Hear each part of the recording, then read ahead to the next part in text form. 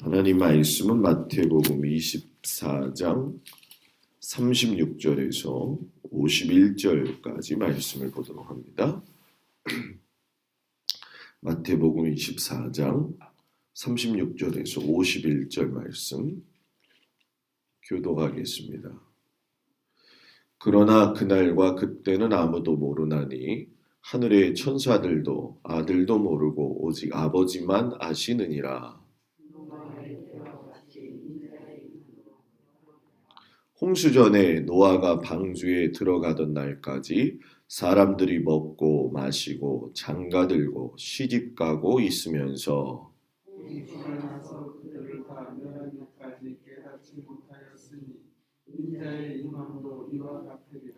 그때의 두 사람이 밭에 있음에 한 사람은 데려가고 한 사람은 버려둠을 당할 것이요.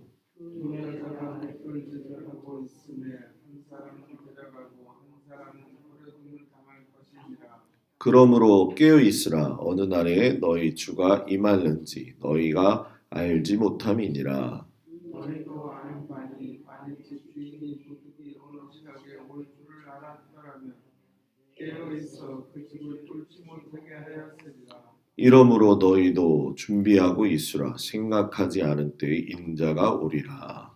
충성되고 지혜 있는 종이 되어 주인에게 그 집 사람들을 맡아 때를 따라 양식을 나눠줄 자가 누구냐. 주인이 올 때 그 종이 이렇게 하는 것을 보면 그 종이 복이 있으리로다. 주인이 그의 모든 소유를 그에게 맡기리라. 만일 그 악한 종이 마음에 생각하기를 주인이 더디 오리라 하여 동료들을 때리며 술친구들과 더불어 먹고 마시게 되면 생각하지 않은 날 알지 못하는 시각에 그 종의 주인이 이르러 엄히 때리고 외식하는 자가 받는 벌에 처하리니 거기서 슬피 울며 이를 갈리라. 아멘. 이른 아침 주님 앞에 나온 성도들을 축복합니다. 재림을 준비하는 것에 대해서 우리에게 단단하게 부탁하시는 말씀이죠. 그 재림을 준비함에 있어 가지고 충성되고 지혜 있는 청지기가 있는가 하면 또 악한 청지기가 있다는 것을 말씀하시면서 청지기의 삶에 대해서도 말씀을 하고 계십니다. 오늘 이 말씀을 보면서 분명히 우리가 한 가지 알 수 있는 것은 있어요. 그게 뭐냐 하면 재림의 때를 예측하거나 또는 언제 온다고 주장하는 것은 모두 다 거짓말이다. 이거 하나만 명제로 놓고 보더라도 우리 한국이나 또는 외국에서 일어나고 있는 재림 종말론의 시한부 신앙이 잘못되어졌구나 하는 것을 분명히 알 수가 있죠. 지혜가 조금만 있어도 분별할 수 있다라는 얘기예요. 하나님 아버지 외에는 아무도 그때를 알지 못한다. 이건 예수님의 권한에도 들어있지 않는 하나님만이 갖고 계신 고유의 권한이시라는 거예요. 그러니 하나님 보시기에 우리가 예수님이 언제 오신다 이런 얘기를 위에서 보고 계시면 어떤 마음이 드실까? 간접적으로 충분히 알 수 있다고 생각을 합니다. 노아의 홍수 때에도 마찬가지였지만 사람들이 먹고 마시고 장가가는 일, 시집가는 일에 있어서가 삶의 전부였잖아요. 어떻게 보면 인생의 존재 이유를 생각할 적에 하나님을 알지 못하면은 먹고 마시고 이렇게 시집가고 장가가고 생활 속에서 정신없이 살아가는 것이 무의미하다는 것을 잘 깨닫지 못한다라는 얘기예요. 우리가 그렇게 살다 보면 현세의 즐거움에 빠지게 되다 보니 결국은 주님이 다시 오는 심판의 날에 대해서도 민감하지 못하게 되어지고 깨닫지 못한다는 거죠. 비록 우리가 세상 사람들과 같지는 않지만 또 하나님의 사람으로서 나아갈 적에 정말 중요한 것은 주님이 반드시 다시 오신다는 거예요. 그래서 이 반드시 오신다는 걸 알고 있는 사람만이 깨어 있는 신앙의 사람이라는 얘기죠. 깨어 있으려니까 밤새 잠 안 자고 눈 말똥말똥 떠 있는 게 아니라는 거예요. 삶을 살면서 하나님께서 언제 오실런지 두려워하라는 것도 아니에요. 최선을 다하면서 나의 신앙 정신이 하나님의 마음을 가지고 이 땅에서의 믿음의 삶을 살면서 신앙적으로도 승리하고 인간 관계 안에서도 하나님의 영광의 빛을 드러내어야 한다는 거죠. 이렇게 살지 않아야지만이 도둑맞은 집같이 허망하지 않을 것이다. 이렇게 얘기를 해요. 우리도 요즘 한참 일을 하고 있지만 사람들이 밭을 갈거나 맷돌질 하다가 주님 만날 것이다. 이것은 정말로 평범한 일상이거든요. 그 평범한 일상에 우리가 주님이 오신다는 걸 당연히 알 수 없다고 한다면 최선을 다해서 준비해야 될 것은 깨어서 살아가는 것이죠. 이 깨어서 산다는 것은 분명히 주님이 오신다. 이런 믿음의 태도를 가져요. 그리고 성도가 제일 중요한 건 저도 그렇고 우리 모두가 주님이 오셨을 때 부끄럽거나 두려워하거나 해서 당황하는 것이 아니라 기쁘게 반겨맞으라고 그러잖아요. 그래서 오늘도 찬송에서 보게 되면 주를 기뻐 맞아라 라고 이야기를 하거든요. 그러니까 우리의 신앙이 재림 그러면 벌써 두려워하고 있어요. 그러니까 이것은 하나님 원하시지 않는 것이고 우리가 홍수의 시대와 같이 그렇게 살고 있는 시대지만 주님이 우리와 함께 하신다는 그 사실을 아시고 주님이 오실 것에 대해서 기뻐할 수 있는 믿음의 태도가 우리에게 필요한 시점이다라는 얘기죠. 그때 이제 주님께서 말씀하시기를 충성된 종이 있고 악한 종이 있다. 근데 여기서 보면 충성되고 지혜 있는 종 이렇게 얘기를 해요. 충성을 했는데 지혜가 없다. 지혜는 있는데 충성이 없다. 어느 한쪽만 딱 놓고서 말하기에는 역시 부족한 점이 많이 있어요. 그러니 주님이 너희가 충성되려고 한다면 하나님 안에서 지혜 있는 종이 돼야 된다는 얘기는 하나님의 말씀을 받아들일 때에 분별을 할 수 있어야 되고 또 주님의 명령을 최우선으로 생각하는 사람이 충성되고 지혜 있다라는 얘기예요. 이 사람은 마치 주님이 자기 앞에 있는 것처럼 살기 때문에 자기에게 맡겨진 일에 최선을 다한다라는 얘기죠. 그러니 여러분 생각해 보세요. 눈치 보지 아니하고 자발적으로 주의 일을 하면 주님이 보실 때에 굉장히 여러분 어떻습니까? 아름답게 보이시지 않겠냐는 거죠.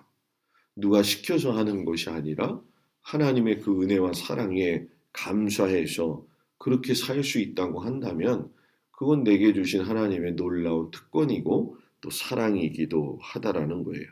그런데 여기 말씀에 보니까 악한 종은 청지기로서의 사명을 망각한 채 자기 마음대로 그냥 살아가는 거죠. 자기에게 주어진 일이 있다 할지라도 뭐 아직 오지 않았고 보지 않았으니까 뭐 굳이 잘할 필요가 있느냐. 그래서 더디 오실 거야. 이런 생각을 가지고 있다 보니까 자기가 하는 일에 대해서 책임을 다하지 못하고 눈치만 보면서 하다라는 얘기죠. 결국 그런 사람은 주인이 올 때에도 반겨 맞을 수 있는 준비 자세가 되어져 있지 않다라는 얘기죠.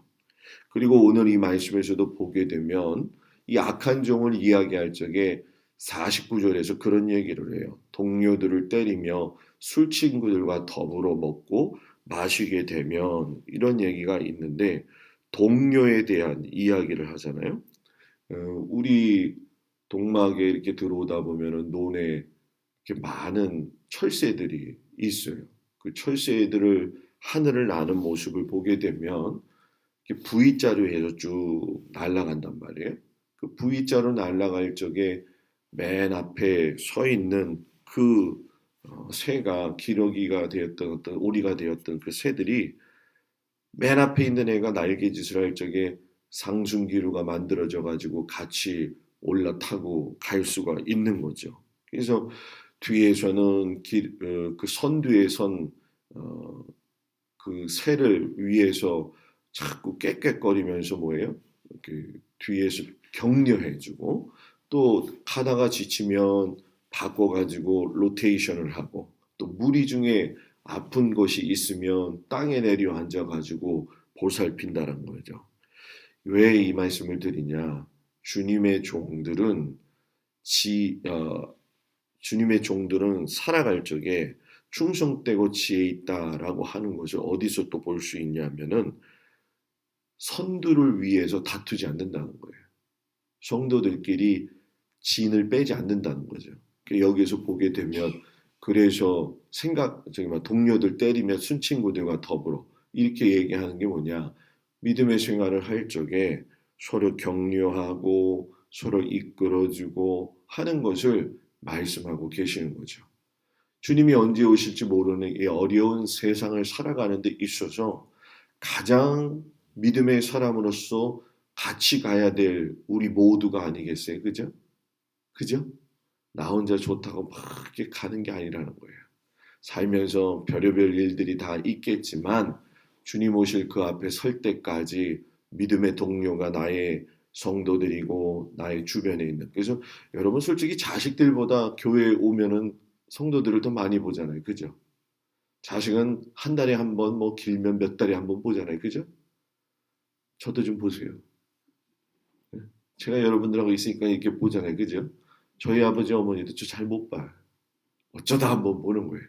이게 우리들의 현실적 주소라는 거예요. 그럼 여기서 하나님 나라 준비하고 여기서 하나님 나라 가서 살아야 될 것들을 준비하는데 여기서 저기서 한다고 생각해 보세요. 그건 좋지 않다라는 거예요. 그러니까 이 주님의 교회는 단순한 게 아니에요. 죄 많고 부족한 사람들이 모였지만 하나님의 나라를 가기 위해서 또 주님 오실 것을 다시 준비하기 위해서 서로 부족하고 연약하지만 채우고 돕고 또 공경할 수도 있는 것이 우리들의 삶의 주님 재림을 준비하는 과정이다라는 얘기예요. 그래서 곤고하고 힘이 들더라도 재림의 날에 받을 상급을 기대할 수 있는 여러분이 됐으면 좋겠어요. 주님이 내 앞에 계시지 이걸 생각하면 내 삶의 태도가 바뀔 수밖에 없다라는 거죠. 주님이 딱 오셨을 적에 찾으실 만한 종 그런 사람이 되어져 가지고 하나님과 사람을 기쁘게 하며 온전한 의인의 삶을 살아갈 수 있는 우리 모두가 되기를 주의 이름으로 축복을 드립니다. 기도하겠습니다. 하나님 충성되고 지혜 있는 종을 찾으실 줄 믿습니다. 우리가 주님 눈에 쑥 들을 수 있는 종이 되기를 원합니다. 주님 마음을 시원케 해드릴 수 있는 종이 되게 원합니다. 먹고 마시고 욕구 채우고 시간과 물질을 허비하는 삶에서 주님 앞에서 믿음으로 온전히 살아갈 수 있는 저희들이 되어지도록 인도하여 주시옵소서. 사람들의 말에 귀 기울여서 주님이 언제 오신다 하는 허망한 말에 속지 말고 아버지 주님만이 아시고 하나님만이 아시는 그 일을 우리가 넘보지 아니하며 주어진 삶의 현장에서 책임을 다하여 착하고 충성된 종이 되어지도록 인도하여 주시옵소서. 신앙생활이 무거워지고 무서워지는 것이 아니라 하나님 안에서 주신 말씀 안에 자유롭고 가벼운 마음을 가지고 경청하며 순종하며 묵상하며 갈 수 있는 저희들이 되어지도록 인도하여 주시옵소서.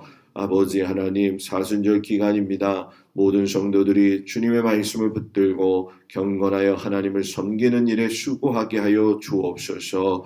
아버지 하나님 또한 사랑하는 성도들 오늘 가정을 지키시고 일터를 지키시고 복된 하루를 주님 붙들어 주시옵소서. 건강으로 하나님께서 모든 성도들을 지켜주시기 축복하며 예수님의 이름으로 기도드렸습니다. 아멘. 하늘에 계신 우리 아버지여 이름이 거룩히 여김을 받으시오며 나라의 마옵시며 뜻이 하늘에서 이루어진 것 같이 땅에서도 이루어지이다. 오늘날 우리에게 일용할 양식을 주옵시고 우리가 우리에게 죄 지은 자를 사하여 준 것 같이 우리의 죄를 사하여 주옵시고 우리를 시험에 들지 말게 하옵시며 다만 악에서 구하옵소서. 나라와 권세와 영광이 아버지께 영원히 있사옵나이다. 아멘.